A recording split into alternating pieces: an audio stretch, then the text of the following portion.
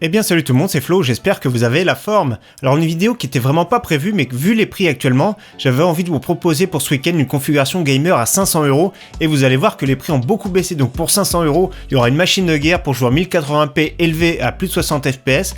Vous allez voir, ça fait plaisir. Donc comme d'habitude, en première ligne de la description, vous avez mon site internet et d'ailleurs, il y a sur l'onglet PC Gamer, il y a tout un tas de configurations. Donc n'hésitez pas à checker. Également, c'est uniquement la configuration, bien sûr, il faudra monter le PC et installer Windows. Donc j'ai fait 2 tutos pour ça, donc je mets une petite fiche ici qui s'affiche et également tout en fin de vidéo, dans le générique de fin, vous pourrez voir les 2 vidéos donc pour installer Windows et pour monter votre PC gamer. Donc on attaque tout de suite avec une grosse offre à 135€, le Ryzen 5 2600, franchement c'est une offre vraiment excellente. 6 cœurs 12 threads, c'est vraiment un excellent milieu de gamme, il n'a pas de concurrence et encore moins à ce prix là, donc franchement je vous le conseille, il est à l'aise partout, on peut même stream avec ce PC, des streams qui sont pas trop exigeants bien sûr, mais il y a possibilité de stream un petit peu, donc 135€, il est overclockable, ça fait plaisir.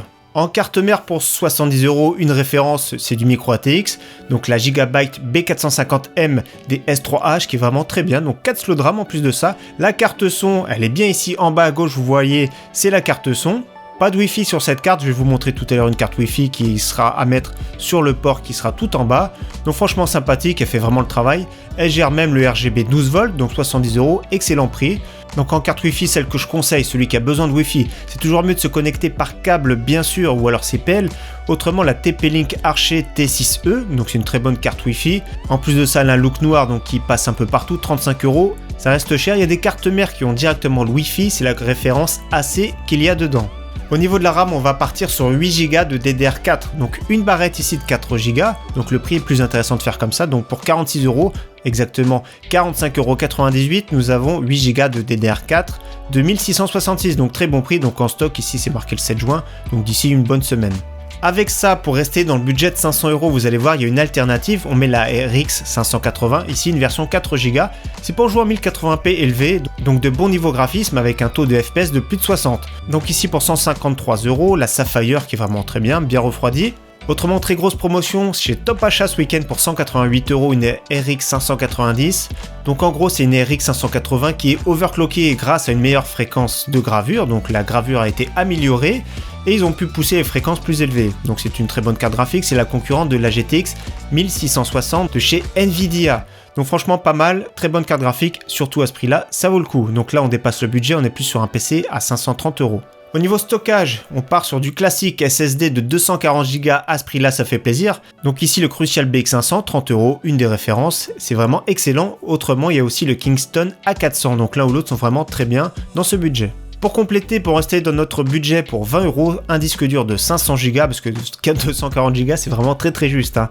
On installe le Windows, les logiciels, un jeu ou deux, et après on est vite à l'étroit. Donc un petit 500Go en plus. Donc c'est pas obligation, 500Go c'est pour rester dans le budget. Vous pouvez prendre directement 1TB ou un SSD en plus, c'est vous qui voyez. Alors ici en boîtier, j'aime tout particulièrement cet Aerocool Bolt, donc le prix est super raisonnable, hein.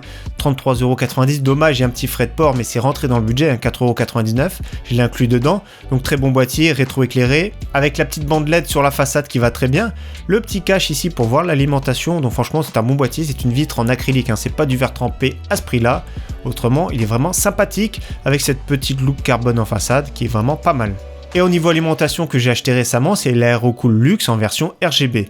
Donc c'est bien, il y a un petit bouton à l'arrière, d'ailleurs on le voit même pas ici, mais moi je l'ai reçu, il y a un petit bouton à l'arrière, on appuie dessus pour pouvoir piloter cet éclairage. Donc franchement une bonne alimentation, 550 watts, très bon prix, 45,90€. Et comme vous voyez sur le 12V, il y a 504 watts. Donc c'est vraiment pas mal, 80 plus bronze en plus certifié.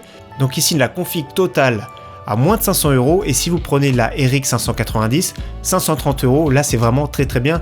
Donc soit pour jouer à 1080p élevé avec la RX 580 4Go, et pour jouer plutôt en 1080p ultra avec la RX 590 8Go. Donc vous inquiétez pas, je ferai d'autres configurations pour des budgets plus importants, mais j'avais envie de partager cette config avec vous, qui pour moi vaut le coup, j'ai jamais vu une config à 500€ aussi performante. En tout cas merci à tous d'avoir suivi cette vidéo, à très bientôt, ciao bye.